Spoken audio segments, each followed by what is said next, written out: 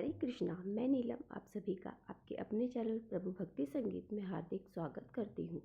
आज सुनिए आगे की कथा, जिसमें नारायण देव मुनि देवर्षि नारद से कहते हैं, हे नारद, ये सारा इतिहास तो तुमने सुन लिया। अब जिसका प्रसंग चल रहा है वह श्री कृष्ण का बाल चरित्र भी सुनो। यह श्री कृष्ण की बाल लीला पद पद में नई नई प्रतीत होगी। पूर्व दानवेंद्रों का वध करके श्री कृष्ण ग्वाल बालों के साथ फिर गोकुल धाम में अपने घर को चले गए। श्री कुबेर भवन के सामान्य बड़े समृद्धशाली था। वहाँ बालकों ने बड़ी प्रसन्नता के साथ लोगों से वन में जो घटित हुई घटनाएं उनके बारे में बता दिया। ये लोग सुनकर सभी बड़े हैरान हो गए और नंद जी बड़ी दुविधा में पड़ गए। उन्हें अपने बालक की बड़ी चिंता होने लगी। के लिए उन्होंने उपाय निकाला, जिसके लिए उन्होंने गोपराज को उस स्थान को छोड़ देने का त्याग किया और उसके लिए वह अपने साथ पूरे लोगों के साथ वृंदावन छोड़ के आगे चलने की आज्ञा दी। नंद जी की आज्ञा अनुसार सभी लोग वहां जाने के लिए तत्पर हो गए और गोप गोपिकाएं बालक बालिकाएं सब इस यात्रा के लिए तैयार हो गए। उन्होंने सोचा अब गोकुल में रहना खतरे से खाली नहीं।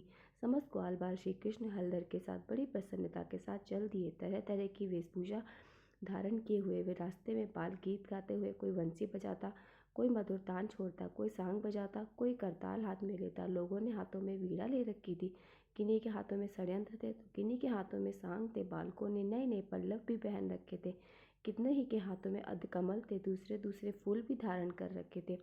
किन्हीं के हाथों में नए नए गजरे थे तो कुछ लोगों ने घुटनों तक वनमाला धारण कर रखी थी। ऐसा इसलिए क्योंकि वो सब नई यात्रा पर जाने के लिए तैयार हो रहे थे। कुछ बालकों ने पल्लवों और फूलों से अपनी चोटियां सजा रखी थी। वे सभी विप्रप सभी ग्वाल बाल तरुण अवस्था में बाली गोप गोपिकाओं को साथ युद्ध बड़ी गोपिकाओं की अपर संख्या थी। वहां पर बहुत भीड़ हो रखी थी। श्री राधा जी की जो सुशीला आदि सहेलियां थी वे भी तरह तरह के आभूषणों से विभूषित होकर बड़ी भव्य दिखाई देती थी। दिव्य वस्त्र धारण कर बड़े हर्ष से मुस्कुराते हुए वे सब के सब वृंदावन की ओर चल दिए। कृष्ण और बलदेव दोनों भाई रत्न निर्मित आभूषणों से सुसज्जित होकर स्वर्णम रथ पर बैठकर बड़े हर्ष के साथ वृंदावन की ओर जा रहे थे। कोटि कोटि वहां पे जवान और गोप गोपिकाएं यात्रा में सम्मिलित थे। कई घोड़े पर सवार थे, कई हाथियों पर सवार थे, कितने ही रथ पर चढ़कर यात्रा कर रहे थे। नंद के सेवक उद्धत गोपगण बड़े हर्ष के साथ चल रहे थे। उनमें से कुछ लोग तो बैलों पर सवार थे। सबके सब हाथ संगीतों में लीन हो रखे थे। राधिका जी की दूसरी सखियां बहुत बड़ी संख्या में यात्रा कर रही थी। उनके मन में बड़ा उल्लास था, मुख पर मंद मंद मुस्कान छा रखी थी। वे सब की सब सोने के गहनों से सजी हुई थी। उनमें कितनों के हाथों में सिंदूर थे, कितनों के काजल ले रखा था जो रास्ते में श्रृंगार करती चल रही थी। किन्हीं के हाथों में कंदूक था, किन्हीं के हाथों में पुतलियां और कुछ सुंदरी दासियां अपने हाथों में भोग द्रव्य कीड़ा द्रव्य लेकर चल रही थी। वृंदावन में पहुंचकर सबने उसे गृह शून्य देखा। तब वे सभी लोग वृक्षों के नीचे यथा स्थान ठहर गए।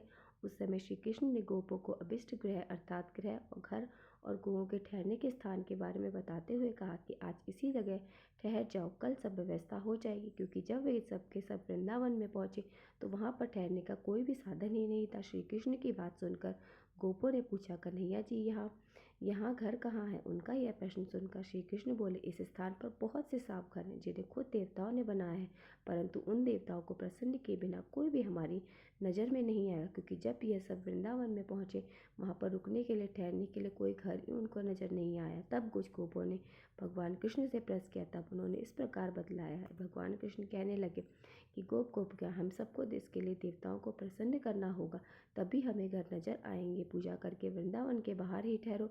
प्रातः काल तुम्हें यहाँ पर निश्चय ही बहुत सारे रमणीय घर दिखाई देंगे। धूप दीप नैवेद्य फेंककर पुष्प और चंदन आदि के द्वारा वट के मूल भाग में स्थित चंडी देवी की पूजा करो। श्री कृष्ण की बात सुनकर गोपों ने फिर दिन में देवताओं की पूजा करके भोजन आदि किए और फिर रात्रि में वहाँ प्रसन्नता पूर्वक शयन अर्थात वहीं पर विश्राम किया। भगवान नारायण कहते हैं, नारद रात में भगवान वृंदावन के भीतर सभी ब्रजवासी और नंद राय जी जो सो गए थे, स्वामी श्री कृष्ण अपनी मैया यशोदा के वक्षस्थल पर बड़ी गहरी में निद्रा के वशीभूत हो गए। सभी वहां पर सो गए। रात्र में पंचम मुहूर्त के विचारे पर शिल्पिंग भगवान विश्वकर्मा जी वहां आए। उन्होंने दिव्य और महीन वस्त्र धारण कर रखे थे। उनके गले में मनोहर रत्नमाला शोभा दे रही थी। वे अनुपम रत्न निर्मित अलंकारों से सुशोभित थे। उन्होंने कानों में कांतिमान मकक कुंडल झलमला रहे थे। वे ज्ञान और अवस्था में वृद्ध होने पर भी किसी किशोर की तरह दर्शनीय थे। अत्यंत बड़े सुंदर तेजस्वी कामदेव के समान कांतिवान थे। उनके साथ विशिष्ट शिल्प कला में निपुण 3 करोड़ शिल्पी भी थे। आप जानते हैं क्यों? क्यों थे? क्योंकि रातों रात प्रातःकाल होने से पहले ही वृंदावन के सभी ब्रजवासियों के ठहरने के लिए घर जो बनाने थे, उन सभी के हाथों में मणि रत्नम, हेम रत्न और लोहे से बने हुए अस्त्र थे। कुबेर वन के किंकर यक्ष समुदाय भी वहां आ पहुंचे। वे स्फटिक मणि और रत्नमूल अलंकारों से विभूषित थे।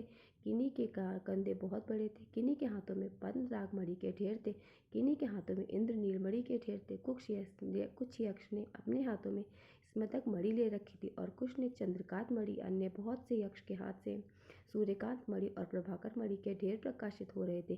किन्हीं के हाथों में फरसे थे तो किन्हीं के हाथों में लोहसार थे। कोई गंगसार और कोई श्रेष्ठ मणि लेकर आए थे। किन्हीं के हाथों में चंवर थे तो किसी के हाथों में सोने के पात्र, स्वर्ण कलश आदि के बोझ लेकर आए हुए थे। विश्वकर्मा जी ने वह अत्यंत मनोहर सामग्री देखकर सुंदर नेत्रों वाले भगवान श्री कृष्ण का ध्यान करके वहां नगर निर्माण का आरंभ कर दिया। भारतवर्ष का वह श्रेष्ठ और सुंदर नगर 5 योजन विस्तृत था। तीर्थ का सर्व वह पूर्ण क्षेत्र भी कृष्ण को अत्यंत प्रिय है। जो वहां मुमुक्षु होकर निवास करते हैं, उन्हें वह परम निर्वाण की प्राप्ति कराने वाला है। गोलोक में पहुंचने के लिए तो सोपान रूप है, सबको मनवांछित वस्तु प्रदान करने वाला है। वहां 4-4 कमरे वाले 4 करोड़ भवन बनाए गए, जिससे वह नगर अत्यंत मनोरम प्रतीत होता है। श्रेष्ठ पत्थरों से निर्मित वह विशाल नगर किवाड़, खंभों और रत्नों से सुशोभित था। पर्वतीय प्रस्थ खंडों से निर्मित वेदिका और प्रांगण उस नगर के भवनों की शोभा बढ़ा रहे थे। हर घर में यथा योग्य छोटे बड़े दरवाजे थे। हर्ष और उत्साह से भरे हुए देवशिल्पी ने स्फटिक जैसे मणियों से उस नगर के भवनों का निर्माण किया था। उसमें गोपों के लिए यथा स्थान और यथा योग्य निवास स्थान बनाकर विश्वकर्मा जी ने वृषभानु गोप के लिए पुनः रमणी भवन का निर्माण आरंभ किया। उसकी चारों ओर परकोटे और खाया बनी हुई थी। चारों दिशाओं में 4 दरवाजे थे। 4-4 कमरों से युक्त 20 भवन बनाए गए।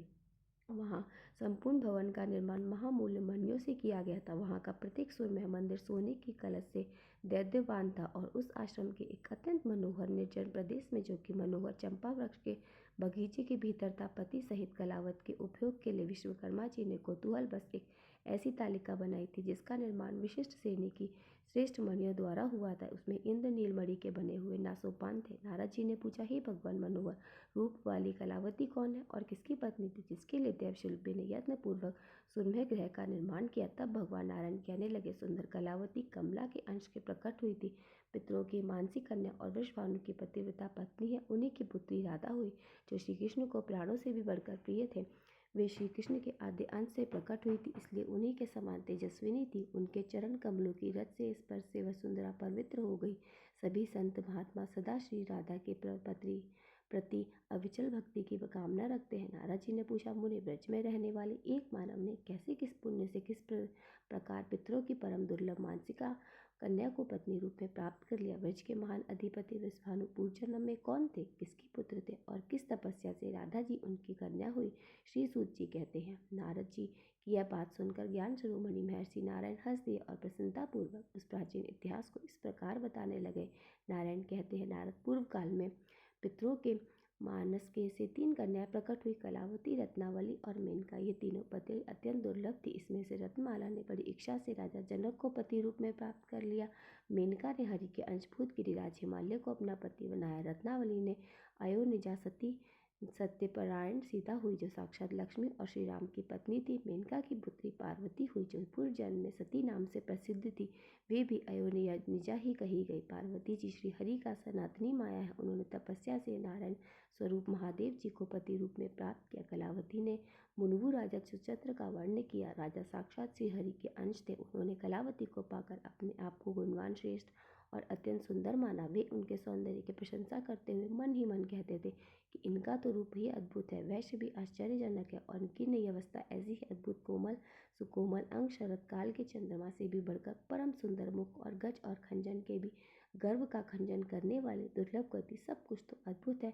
इस अपनी परम सुंदरी पत्नी कलावती के साथ विभिन्न रमणीय स्थानों में रहकर बड़े लंबे समय तक विहार करने के लिए बाद राजा भोगों से विरक्त हो गए और अपनी पत्नी कलावती को साथ लेकर विंध्य पर्वत की तीर्थ भूमि में तपस्या करने चले गए। भारत में अत्यंत प्रशंसा के योग्य वह उत्तम स्थान पुलहाश्रम के नाम से प्रसिद्ध है। वह राजा ने मोक्ष की इच्छा मन में लेकर सहस्र वर्षों तक कठिन तप किया और लौकिक कामनाएं की, लेकिन खाना आहार छोड़ने के कारण उनका शरीर बहुत ही निर्जर कमजोर हो गया था और एक दिन वो मूर्छा खाकर वहीं गिर गए और उनकी पत्नी वहां पर आई। और जब वो वहां पर आई तो वहाँ पर आकर उन्हें देखकर वो बड़ी ही दुख हो गई और दुखी होकर वो जोर जोर से विलाप करने लगी। उनका विलाप सुनकर उसी समय वहाँ पर जगत सृष्टि ब्रह्मा जी आए। ब्रह्मा जी वहाँ प्रकट हुए तो उन्होंने देखा वो उनको गोद में लेकर रो रही। उन्होंने कमंडल के जल से उन्हें सींचा और ब्रह्मा जी इसके सींचते ही ज्ञान के द्वारा उसमें जीव का संचार हो गया। इससे चेतना को प्राप्त होकर राजा सुचंद्र ने अपने सामने प्रजापति को देखकर प्रणाम किया। तब ब्रह्मा जी ने प्रसन्न होकर कहा कि मांगो, तुम्हें जो वर चाहिए मैं तुम्हें वो वर दूंगा।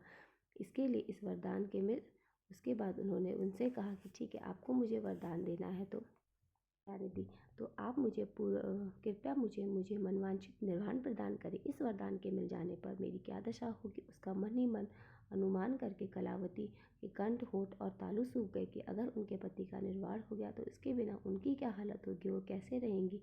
एक पति के बिना उनकी क्या हालत होगी, इस चीज़ से उन्हें बड़ी ही चिंता होने लगी।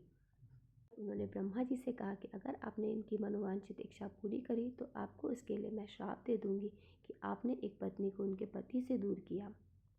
पार्वती की बात सुनकर ब्रह्मा जी विस्मित होकर मन ही मन भय मानते हुए अमृत के समान मधुर और हितकर वचन कहते हुए बोले। ब्रह्मा जी ने कहा, बेटी, मैं तुम्हारे पति को तुम्हारे बिना मुक्त ही नहीं होने दूंगा।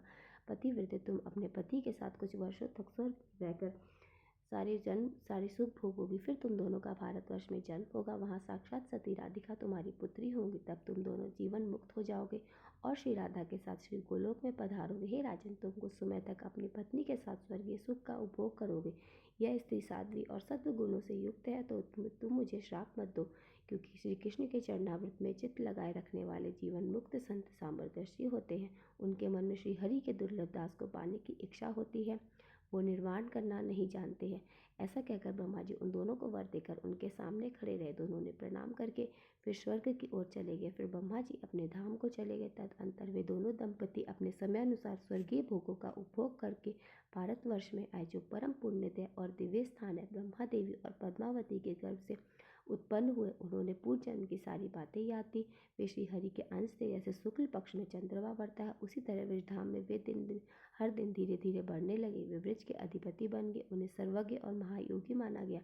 उनका मन सदा श्री हरि के कमलों के चिंतन में ही लगा रहता। उधर कलावती कान्यकुब्ज देश में उत्पन्न हुई। वह भी अयोनिजा पूर्व जन्म की बातों को याद रखने वाली महासाध्वी कमला की कला थी।